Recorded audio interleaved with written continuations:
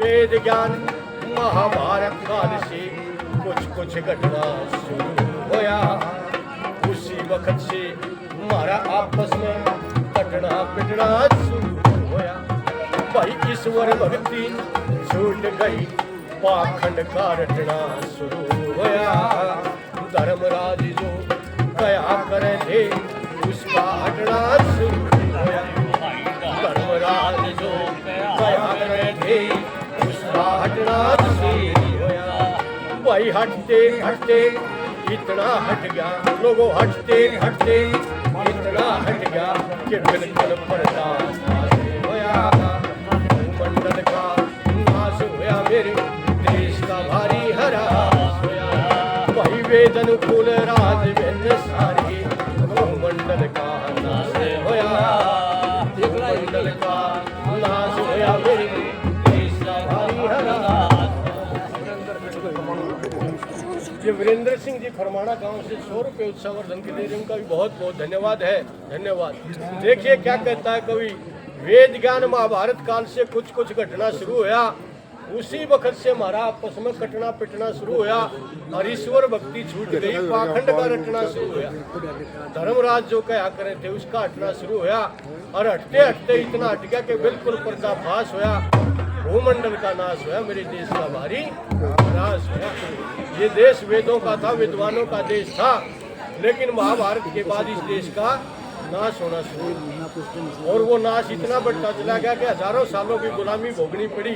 और उस गुलामी के बाद ऐसे संस्कार बढ़ के कि हम कोशिश कर रहे हैं समझाने की, जब भी समझने के लिए लोग तैयार हैं। ऐसा काम हो रहा, हाँ उल्टा काम होता, उसमें भाग के जा, इसलिए प्रवृत्ति नष्ट होती चली गई, इसलिए इस देश का नाश होता चला गया। इस देश के अंदर क्या खाते पीते थे, दूध भैंस का ना पीते थे लोगों, दूध भैंस का ना पीते थे, घर घर गऊ पालते थे।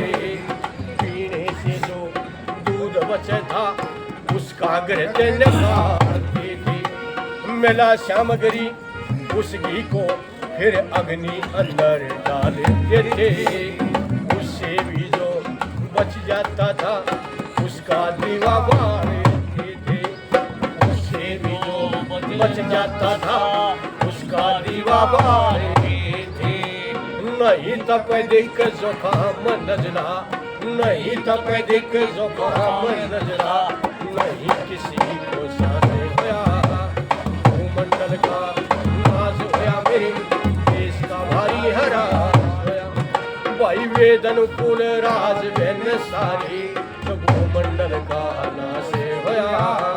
भूमंडल का नाश होया, मेरे देश का भारी हरास होया। भाई भूमंडल का नाश होया, मेरे देश का भारी हरास। दूध भैंस का ना पीते थे, घर घर गऊ पालते थे, और पीने से जो दूध बचा था उसका घृत निकालते थे। घृत कहते हैं घी को संस्कृत में। मिला सामग्री उस घी को फिर अग्नि अंदर डालते थे, उससे भी जो बच जाता था उसका दीवा बाढ़ते। नहीं तपेदिक जुकाम न जला, नहीं किसी का सांस होया।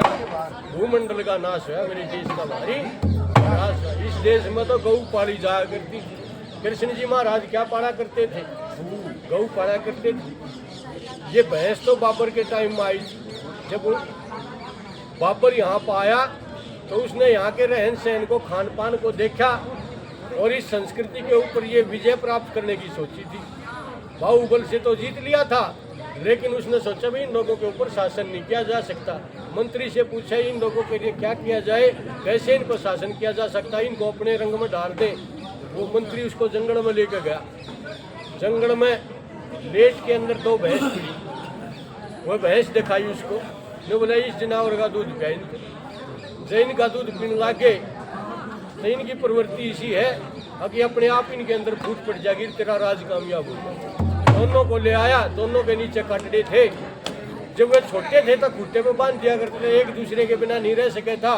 लेकिन जब बड़े हुए तो एक भैंस बीच में छोड़ दी और एक काटड़े ने दूसरे काटड़े को जीत मार दी। और उसने जब यो जलवा देखा या चीज देखी, बोला रही हो तो जानवर अब इनका दूध पियाओ।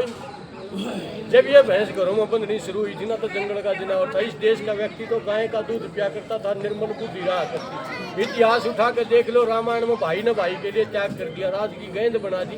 नून तो वो ठोकर मारे, नून तो वो ठोकर मारे, मैं नहीं करूँ, मैं नहीं करूँ। और मुगल इतिहास उठा कर पढ़ लेना, बाप को मार के बेटा गद्दी पे बैठा। और आज तो भाई भैंस का भी ना रहा, पता ना के कबाड़ा आ गया। इसलिए अब अक्षय पदार्थ भक्षण करने शुरू कर दिए। जैसा खाए अन्न वैसा हो, इसलिए लोगों की बुद्धि भ्रष्ट होनी शुरू होगी। नहीं तो इस देश के अंदर तो सात्विक आहार होया करते थे। कैसा था और ये देश? ना हिंदू ना मुसलमान, ना हिंदू ना मुसलमान, ना जैनी सिख ईसाई थे, महज एक थी मनुष्य जात, सब वेदों के अनुयायी थे। पानी दूध की तरह आपस में मिलते भाई भाई थे। न अत्याचारी मुनशब थे, ना रिश्वत खोर सिपाही थे। न अत्याचारी मुनशब थे, ना रिश्वत खोर सिपाही थे। भाई वेद का सूरज ढलते ही, लोगों वेद का सूरज ढलते ही, दुनिया में बंद प्रकाश होया। मंडल का नाश होया, मेरे देश का भारी हरास होया। भाई वेदन कुल राज दिन सारे, भूमंडल का नाश होया।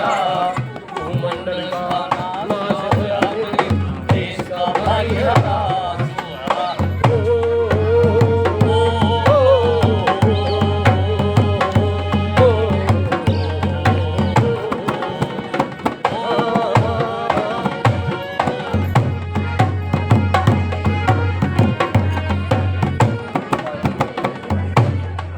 हिंदू ना मुसलमान, ना जैनी सिख ईसाई थे, महज एक थी मनुष्य जात, सब वेदों के अनुयायी थे। पानी दूध की तरह आपस में मिलते भाई भाई थे। ना अत्याचारी मनुष्य थे, ना रिश्वतखोर सिपाही। वेद का सूरज ढलते ही दुनिया में बंद प्रकाश हुआ, भूमंडल का नाश हुआ, मेरे देश का भारी ह्रास हुआ। इस देश में इतिहास उठा कर देख लेना, 1400 साल पहले से मुस्लिमों की उत्पत्ति नहीं मिलेगी। 2024 से पहले ईसाइयों का इतिहास नहीं मिलेगा। 3-3.5 हज़ार साल के अंतर्गत सारे सिमट जाते हैं। लेकिन आज भी हमारा पंडित जी जब यज्ञ कराता है तो डेट बोलता है 1 अरब 1,96,53,124वां वर्ष।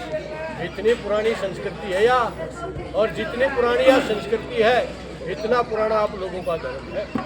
और इतने पुराने धर्म के लोगों के बीच में आज प्रचार करने की आवश्यकता पड़ रही है, बताने की पड़ रही है बातों को।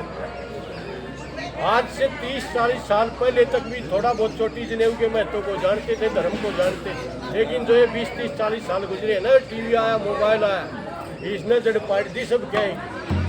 कुएं के अंदर भांग घोड़ दी, लोटे में भांग हो तो छानी जा सके है, कुएं की भांग को नहीं छाना जा सके। कैसा था ये देश, अब तक भी कैसा था?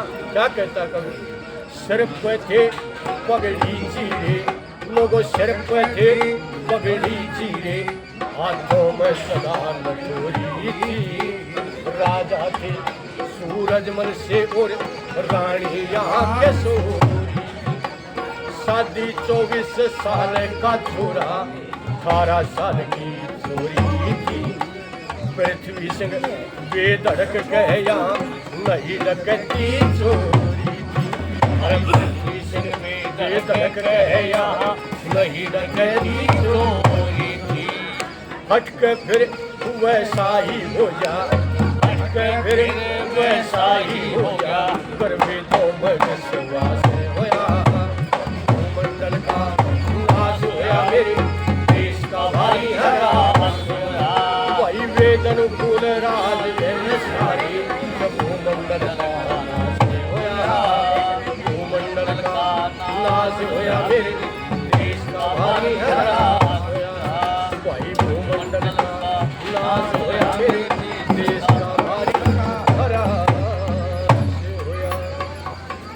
सिर पर थे पकड़ी चीरे, हाथों में सदा लठोरी थी।